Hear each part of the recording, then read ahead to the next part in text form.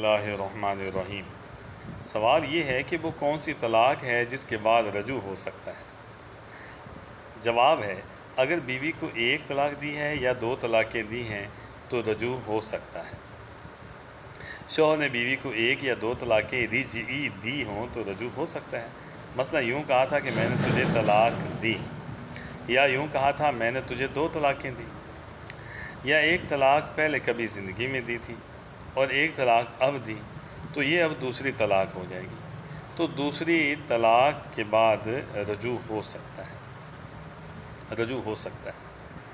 دوسرا سوال یہ ہے کہ رجوع کا طریقہ کیا ہے، رجوع کا مطلب کیا ہے، اور کیا اس میں عورت کی رضامندی ضروری ہے؟ عدت کے اندر عورت کی رضامندی ضروری ہے؟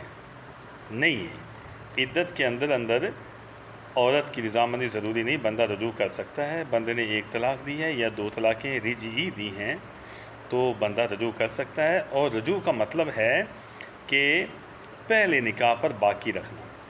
دو طلاقیں دیں یا ایک طلاق دی تو عدت کے اندر اسی پہلے نکاح پر باقی رکھنا، یعنی کہ نئے نکاح کی ضرورت نہیں ہوتی۔ عدت کے اندر جو ہے رجوع ہو سکتا ہے۔ ایک یا دو طلاقیں دی ہیں تو اس میں نئے نکاح کی ضرورت نہیں ہوتی۔ رجوع کا مطلب یہی ہے کہ پہلے نکاح پر عدت کے اندر پہلے نکاح پر ہی باقی رکھنا، ٹھیک ہے۔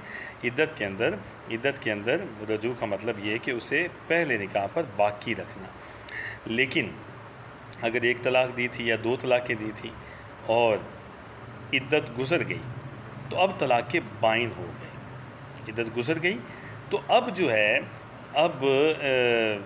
نکاح ہوگا، لیکن نکاح ہوگا پھر رجوع ہو سکتا ہے، اس کے علاوہ رجوع نہیں ہو سکتا۔ یعنی کہ نکاح جو ہے یہ ہوگا تو پھر رجوع ہوگا، نہیں تو نہیں، ٹھیک ہے۔ عدت کے اندر پہلے نکاح پہ ہی رجوع ہو سکتا ہے، لیکن عدت گزرنے کے بعد نیا نکاح بھی ہوگا، اور عورت کی رضامندی بھی ضروری ہے۔ عورت انکار کرے تو پھر نکاح ہو ہی نہیں سکتا۔ عدت کے اندر ایک یا دو طلاقیں دی تھیں تو پھر رجوع ہو سکتا ہے 3 مہینے کے اندر، ٹھیک ہے، نکاح کی ضرورت نہیں ہے۔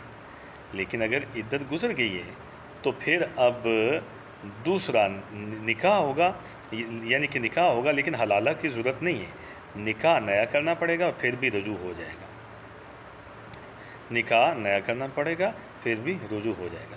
بس آج ہم نے یہی سیکھا ہے کہ عدت کے اندر ایک یا دو طلاقیں دی تھی تو پھر رجوع ویسے ہی ہو جائے گا، لیکن اگر عدت گزر گئی، ایک یا دو طلاقیں بھی بلا شک دی تھی، 3 نہیں بھی دی تھی، تو پھر بھی نئے سرے سے نکاح کرنا پڑے گا۔ اللہ تعالی ہم سب کی، ماں باپ کی اور امت کے تمام مسلمانوں کی مغفرت فرمائے۔ وما علینا الا البلاغ المبین۔